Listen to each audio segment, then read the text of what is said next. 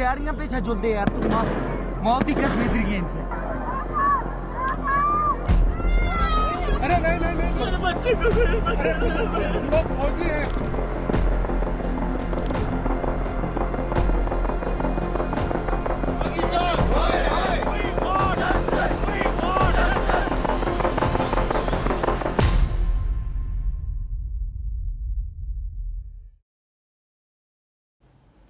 "24 hours later, the situation remains tense. The terrorists who carried out this attack are still at large. There's widespread anger from Jammu and Kashmir to every corner of the country. There is grief and anger.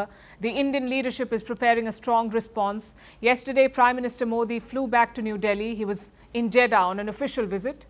He decided to cut short the trip and he arrived early this morning. The Prime Minister held the first briefing at the airport itself. He met with key officials, including India's National Security Advisor Ajit Doval, External Affairs Minister S. Jaishankar and Foreign Secretary Vikram Misri. Meanwhile, Home Minister Amit Shah was in Kashmir. He met security officials and members of the Jammu and Kashmir government. He also met with the families of victims. India's Defence Minister has issued a statement. Listen to this. आप जानते हैं कल पहलगाम में धर्म को निशाना बनाते हुए आतंकवादियों द्वारा किए गए कायरतापूर्ण हमले में हमारे देश ने अनेक निर्दोष नागरिकों को खोया है। ऐसी हरकतों का जिम्मेदार और इसके जिम्मेदार लोगों को आने वाले कुछ ही समय में जोरदार तरीके से नजर आएगा। मैं देशवासियों को आश्वस्त करना चाहता हूं। A loud and clear response, that is what India is promising. A short while back, there was a meeting. The Cabinet Committee on Security, or CCS, met. CCS is India's top decision-making body on security matters. The Prime Minister chaired the meeting with all key ministers present, including Amit Shah, the Home Minister, who flew back to New Delhi this afternoon. The leaders discussed the situation on the ground. Operations are on in Kashmir. Sketches of the suspects have been released. Reports say 7 terrorists were involved. 4 to 5 of them came from Pakistan. The rest are believed to be locals. 3 security agencies have joined the hunt: the Jammu and Kashmir Police, the Army and the CRPF, or the Central Paramilitary Forces. Sources say the attackers came prepared. They wore camouflage. They were armed to the teeth. They had assault rifles, guns like AK-47, even the M4 carbine assault rifles, which is an American weapon. They fired between 50 to 70 cartridges, and they filmed the attack. They had body cams on. Clearly, this was not just an attack to kill innocent people. It was designed to shock and to grab the world's attention. It was designed to undermine India. The terrorists wanted to embarrass the government of India. They chose to strike when a high-profile visit was on.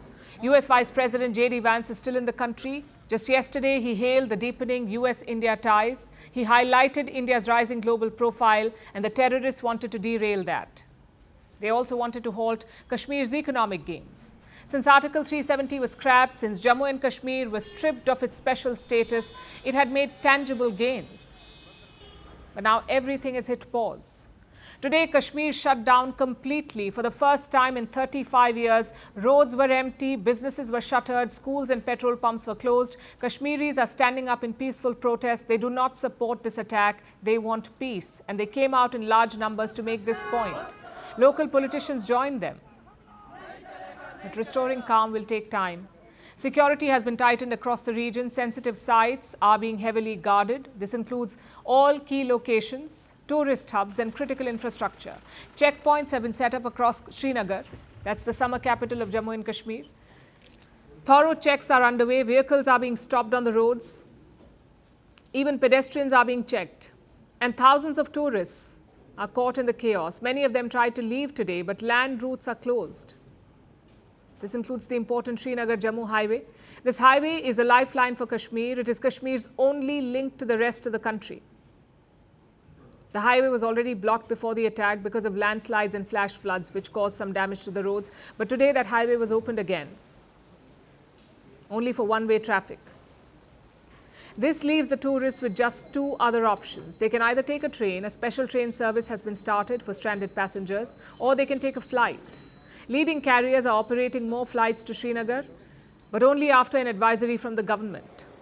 Earlier, these same airlines tried to cash in on the chaos. As more people tried to book tickets, airlines jacked up the prices. Usually, one-way fare to a metro city from Srinagar is around 6,000 to 7,000 rupees. That's the average for a flight from Srinagar. But after the attack, prices were as high as 65,000 rupees, which is more than a 9-fold jump. So the government was forced to step in. It capped prices for airlines. Now flights from Srinagar are available for around 14,000 rupees. The terrorists wanted to sow chaos and to slow Kashmir's recovery. India's response is underway and Kashmir is bracing for what comes next. Greeting you with aloha and namaste. I love India. Presence, occupation of a territory by another country pertains to India, what we saw in Kashmir. How do you see Trump's America? Yes, the current administration behaves differently from the previous administration.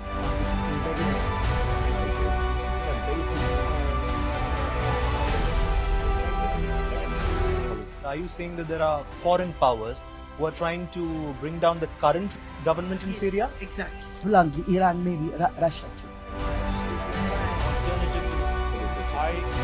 Prime Minister Modi committed to South-South, cooperation. Not over 50%. Is Ukraine prepared to pay the price for that peace? No compromises at the cost of territorial integrity and sovereignty.